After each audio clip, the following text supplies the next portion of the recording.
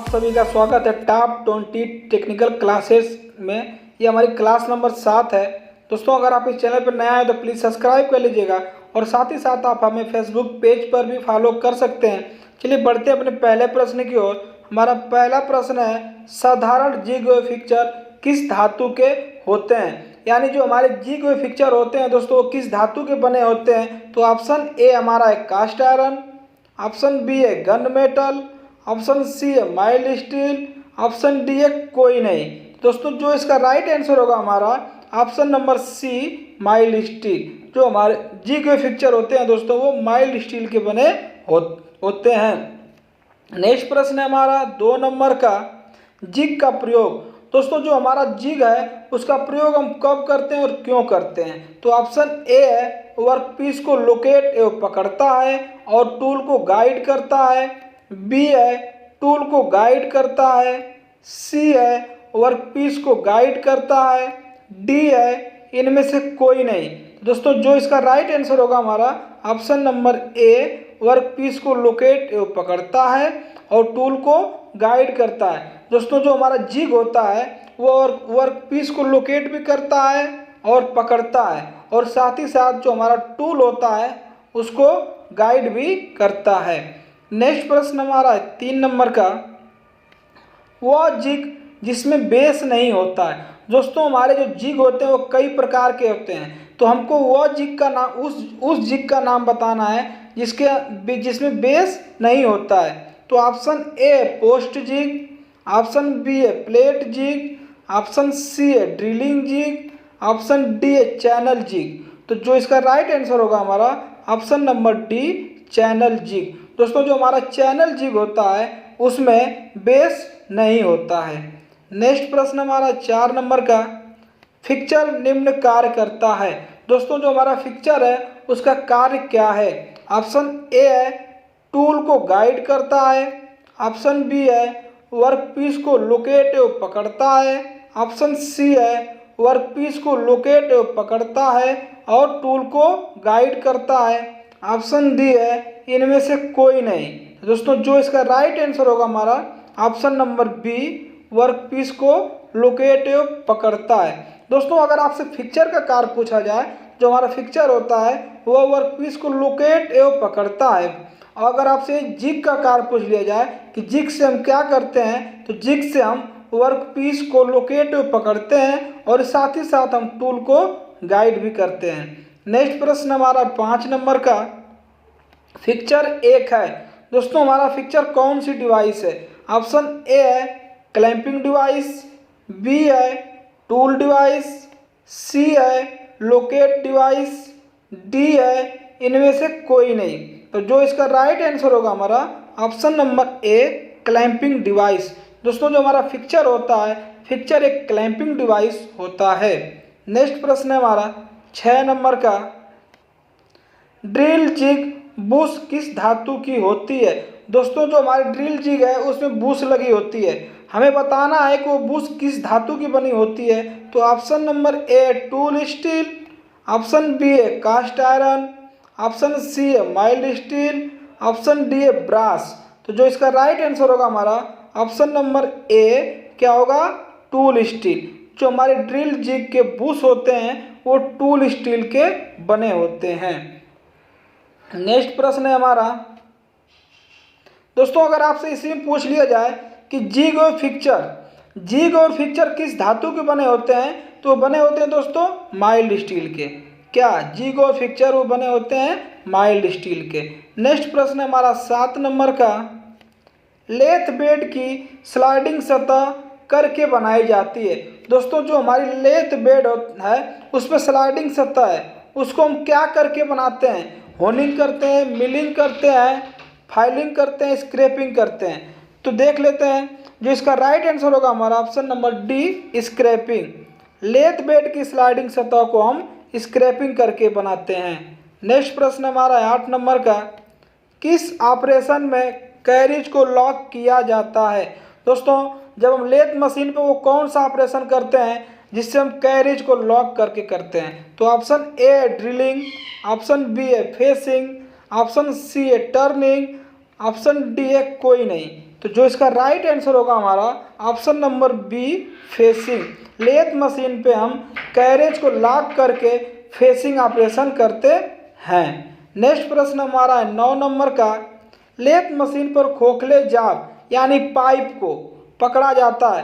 दोस्तों lathe machine पर जब हम पाइप को पकड़ते हैं तो किस में पकड़ते हैं, यानी किस पार्ट पे पकड़ते हैं? तो option A lathe machine, option B है टेल स्टॉक, ऑप्शन सी हमारा लेथ मेंड्रल, ऑप्शन डी है फोर्जा चक। तो दोस्तों जो इसका राइट आंसर होगा हमारा option number C, lathe mandrel. क्या होगा? Lathe mandrel. दोस्तों अगर आपसे पूछ लिया जाए कि फोर्जा चक का प्रयोग हम कब करते हैं, तो दोस्तों जब हम फोर्जा चक का प्रयोग हम असमान जाब, क्या बोलते हैं, असमान जाब को पकड़ने के लिए हम फोर्जा चक का प्रयोग करते हैं, यानी उसकी साइज कोई निर्धारित नहीं होती है। नेक्स्ट प्रश्न हमारा 10 नंबर का। लेथ बेड बने होते हैं। दोस्तों जो हमारा लेथ का बेड होता है वो किस मटेरियल का बना होता है? तो option A mild steel, option B high speed steel, option C high carbon steel, option D हमारा है कास्ट आयरन। तो जो इसका राइट आंसर होगा दोस्तों हमारा option number D, cast iron. जो हमारा लेथ बेड बना होता है वो कास्ट आयरन का बना होता है।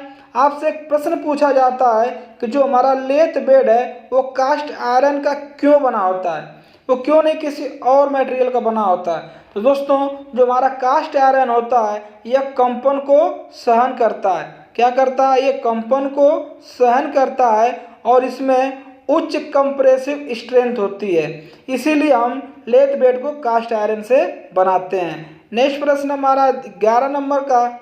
लेथ हेड स्टॉक स्पिंडल में टेपर होता है। दोस्तों जो हमारा लेथ का हेड स्टॉक है उसके स्पिंडल में कौन सा टेपर कटा होता है? तो ऑप्शन ए ब्राउन और शार्प टेपर, ऑप्शन बी है जार्नो टेपर, सी है मोर्स टेपर, डी है कोई नहीं। तो जो इसका राइट आंसर होगा हमारा option number C, Morse taper. दोस्तों अगर आपसे मोर्स टेपर का एंगल पूछ लिया जाए कि मोर्स टेपर कितने डिग्री में होता है, तो हमारा कितना होता है? 60 डिग्री में होता है। अगर आपसे पूछ लिया जाए कि मोर्स टेपर कितने नंबरों में पाया जाता है, दोस्तों जो हमारा मोर्स टेपर होता है वो 0 से 7 नंबर में पाया जाता है। नेक्स्ट प्रश्न है हमारा 12 नंबर का। इनमें से किसे लेथ बेड पर कहीं भी लॉक किया जा सकता है? दोस्तों जो हमारा ऑप्शन दिया है 4, आपसे पूछा जा रहा है इस 4 ऑप्शन में से वो कौन सा राइट आंसर है जिसको हम लेथ बेड पे कहीं भी लॉक कर सकते हैं। देख लेते हैं। ऑप्शन ए वाइस, बी है टूल पोस्ट, सी है लेथ मेंड्रल, डी है टेल स्टॉक। तो जो इसका राइट आंसर होगा हमारा option number D, tell stock. दोस्तों लेथ बेड पे टेल स्टॉक को कहीं भी लॉक कर सकते हैं। नेक्स्ट प्रश्न है हमारा 13 नंबर का। बहु उत्पादन में किस लेथ मशीन का प्रयोग किया जाता है? दोस्तों जहाँ पे हमें अधिक मात्रा में उत्पादन करना है तो वहाँ पे हम किस लेथ मशीन का प्रयोग करते हैं? ऑप्शन ए है सेंटर लेथ, बी है बेंच लेथ, सी है टेरेट लेथ, डी है कोई नहीं। तो जो इसका राइट आंसर होगा दोस्तों हमारा ऑप्शन नंबर सी, टेरेट लेथ। टेरेट लेथ मशीन का प्रयोग हम बहु उत्पादन कार्य में करते हैं। नेक्स्ट प्रश्न हमारा 14 नंबर का। भारी कार्य में प्रयोग लेथ बेड। दोस्तों जहाँ पे हमें भारी कार्य करना है वहाँ पे हम लेथ बेड, कौन सा लेथ बेड का उपयोग हम करते हैं? तो ऑप्शन ए है फ्लैट बेड, सी है वी बेड, डी है यू बेड,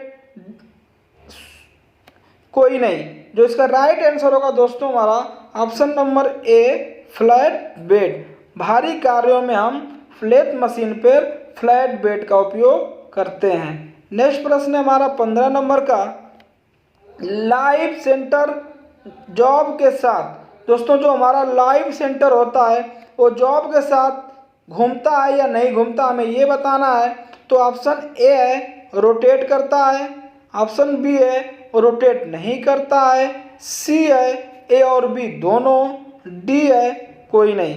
तो जो इसका राइट आंसर होगा हमारा ऑप्शन नंबर ए, रोटेट करता है। दोस्तों जो हमारा लाइव सेंटर होता है वो जॉब के साथ रोटेट करता है। नेक्स्ट प्रश्न है हमारा 16 नंबर का, लेथ मशीन में हेड स्ट्रोक स्थित होता है।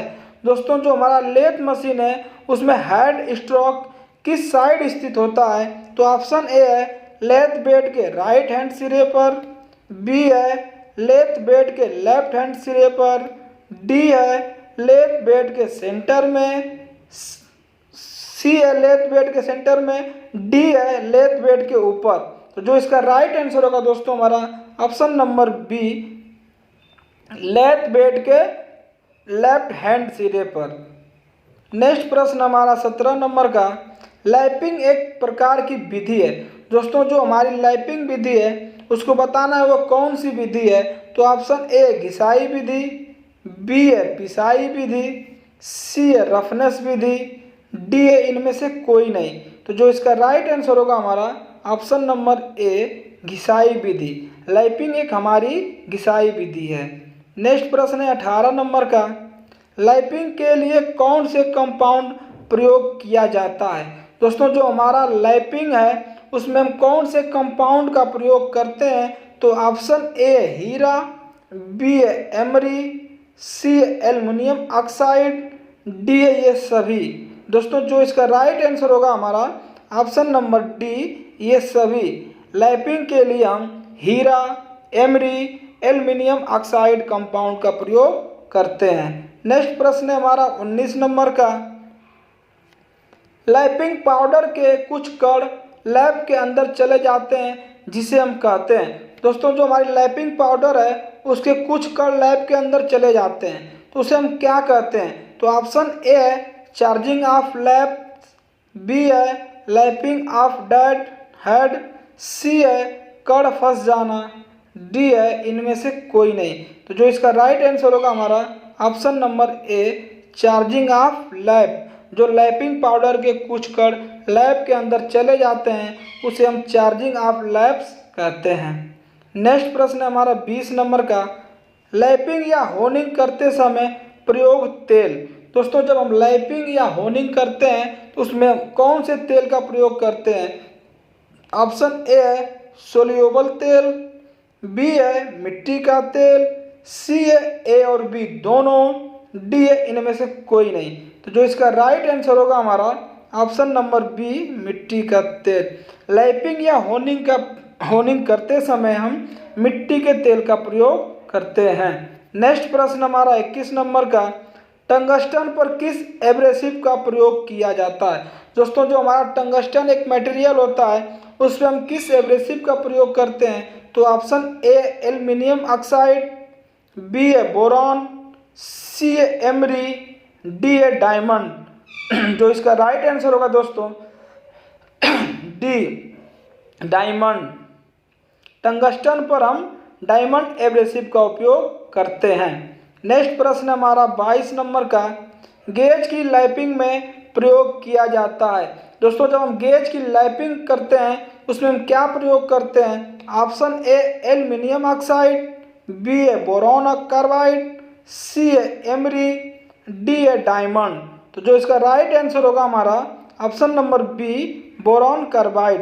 गेज की लैपिंग में हम बोरॉन कार्बाइड का प्रयोग करते हैं। नेक्स्ट प्रश्न हमारा 23 नंबर का, नॉन फेरस धातु की लैपिंग के लिए प्रयोग किया जाता है। दोस्तों जब हम नॉन फेरस धातु की लैपिंग करते हैं उसमें हम क्या प्रयोग करते हैं? तो option A boron carbide, B है सिलिकॉन कार्बाइड, सी है डायमंड, डी है एल्यूमिनियम ऑक्साइड।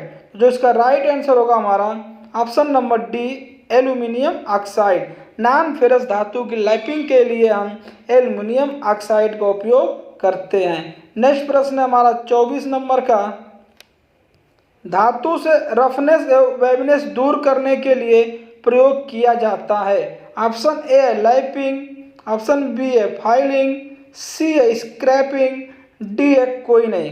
तो जो इसका राइट आंसर होगा हमारा ऑप्शन नंबर ए लैपिंग। दोस्तों हम धातु से रफनेस एवं वेवनेस को दूर करने के लिए लैपिंग विधि का प्रयोग करते हैं। नेक्स्ट प्रश्न है हमारा 25 नंबर का, क्या लैपिंग ग्राइंडिंग से पहले की जाती है? दोस्तों हमें बताना है कि लैपिंग हम ग्राइंडिंग से पहले करते हैं या बाद में करते हैं। तो ऑप्शन ए हाँ, बी है नहीं, सी है कुछ भी, डी है इनमें से कोई नहीं। तो जो इसका राइट आंसर होगा ऑप्शन नंबर बी, नहीं, हम लैपिंग ग्राइंडिंग से पहले नहीं करते हैं। दोस्तों अगर आपको वीडियो अच्छी लगी तो प्लीज़ लाइक करिएगा और इस चैनल को सब्सक्राइब कर लीजिएगा।